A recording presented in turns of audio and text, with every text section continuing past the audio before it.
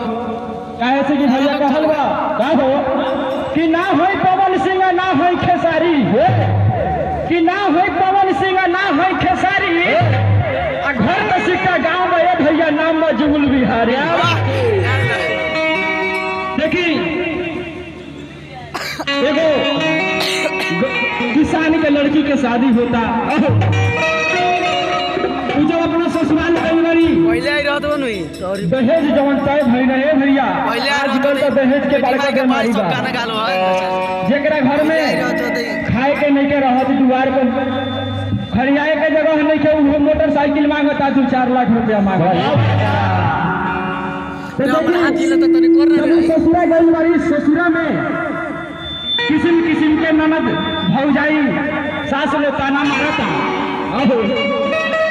वो लड़की को जीवन धिकार कर लेवा लो आज वो लड़की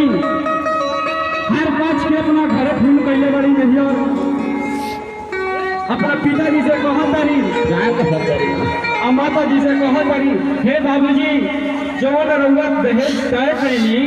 उ रउआ ना देला के चलते आज हमके धिकारल जाता। तो देखी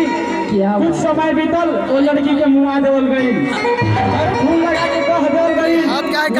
लड़की के नैयर लड़की के खाना बनावत ले साड़ी में आगे लागल रहा लड़की जर के मर गई वो लड़की के जरल ना जरावल गई बा सही बात बा। तो देखी कैसे कहता रे वैसे भाई सोचा करिया कहत